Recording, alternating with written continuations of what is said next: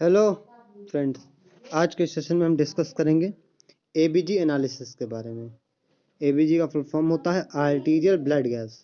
मतलब कि यहाँ पे हम आर्टरी से ब्लड सैंपल को कलेक्ट करते हैं, फिर उसमें जो गैसेस होती है हमारी बॉडी में, कार्बन डाइऑक्साइड, बाइकार्बोनेट, ऑक्सीजन, उसका लेवल हम असेस करते हैं। उस हिसाब से हम देखते हैं बॉडी हमारी एसिडोसिस है, अल्कलोसिस है, मेटाबॉलिक है कि रेस्पिरेटरी है। ठीक है, हम स्टार्ट करते हैं सेशन को आज के। सबसे पहले definition. It is defined as a diagnostic procedure in which a blood is obtained from an artery directly by an arterial puncture or assessed by a way of indwelling arterial catheter।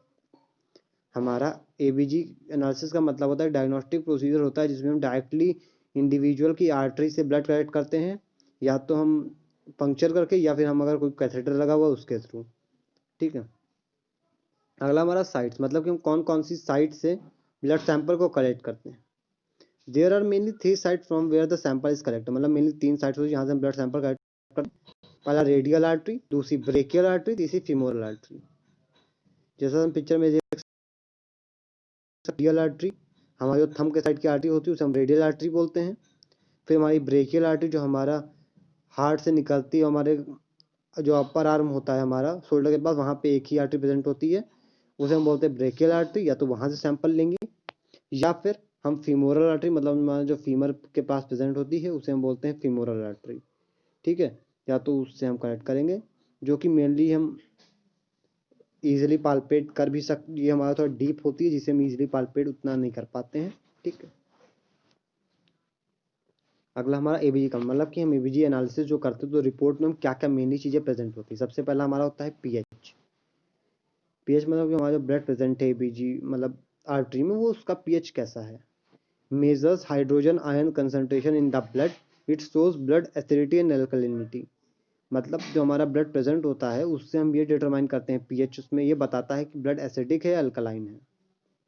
अगला आएगा PCO2। It is partial pressure of carbon dioxide that is carried by the blood for excretion by the lungs, known as respiratory parameter.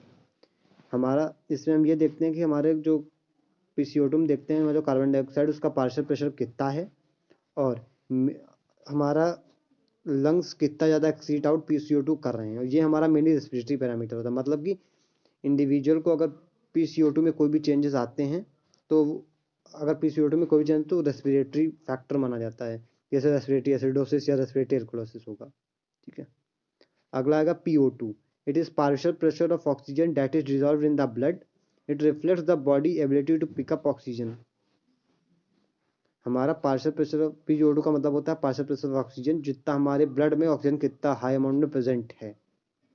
ठीक है, अगला हमारा आएगा HCO3।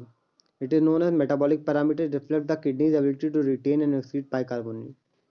हमारा HCO3 parameter जो होता है ये हमारा मेटाबॉलिक पैरामीटर होता है, और ये हमारा डिटरमाइन करता है कि हमारी किडनी कितनी ज़्यादा एबल है HCO3 को एक्सक्रीट आउट करने में और रिटेन करने में। ठीक है, मतलब कि अगर HCO3 में कोई चेंजेस आएगा, ऊपर या नीचे जाएगा नॉर्मल लेवल से, तो उसे हम मेटाबॉलिक पैरामीटर बोलते हैं। अगला हमारा नॉर्मल वैल्यूज। हम देखेंगे हमारे इन चारों जो हमने फैक्टर्स देखे उनका क्या क्या नॉर्मल वैल्यूज होता है। सबसे पहले हमारा आएगा पीएच।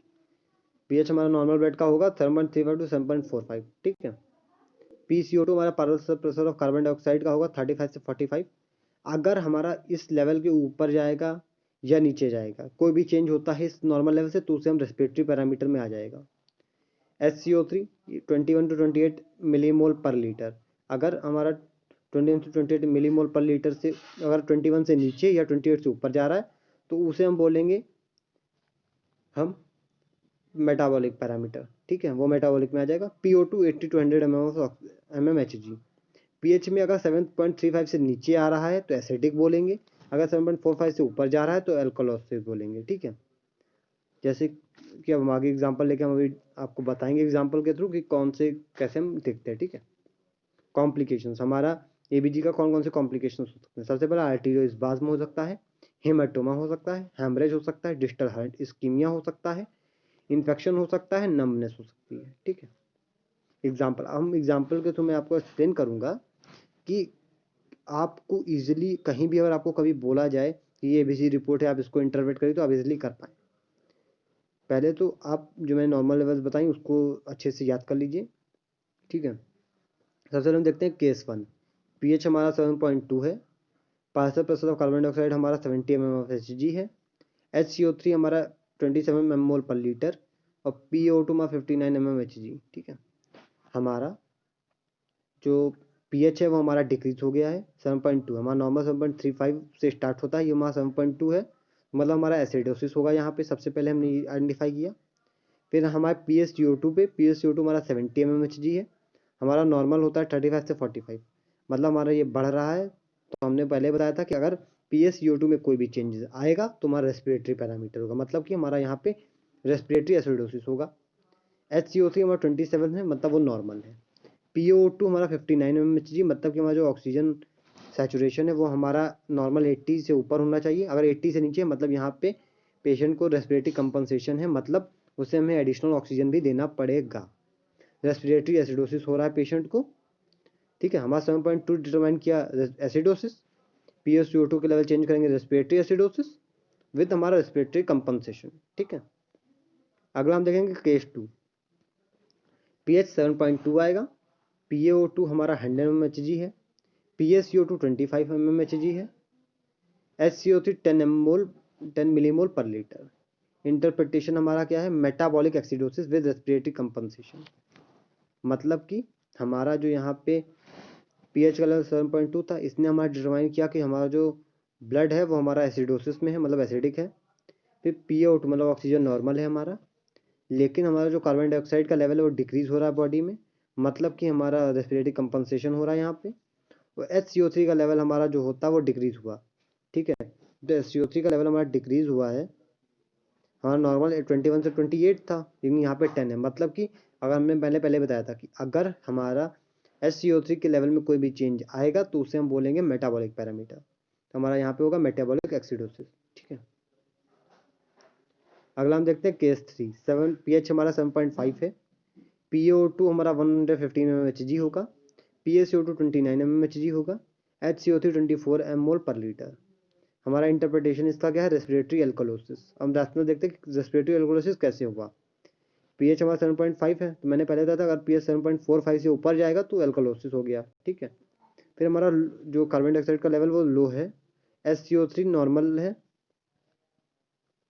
ठीक है, तो हमारा CO2 में चेंजेस है, इसलिए हम बोलेंगे रेस्पिरेटरी एल्कोलोसिस। और हमारा यहाँ पे हाइपर वेंटिलेशन होगा। ठीक है, मतलब कि पेशेंट को जो रेस्पिरेटरी रेट होगा बहुत ज़्यादा हाई होगा। ठीक है, आज के सेशन में देखा कि हम एबीजी एनालिसिस में क्या क्या चेक करते हैं, कौन कौन सी साइट से हम ब्लड सैंपल कलेक्ट करते हैं और उसको हम कैसे इंटरप्रेट करते हैं, कौन कौन से लेवल में क्या चेंजेस आएगा तो हम उसे क्या बोलेंगे। ठीक है, आज का सेशन में यही पेंड करते हैं। Thank you.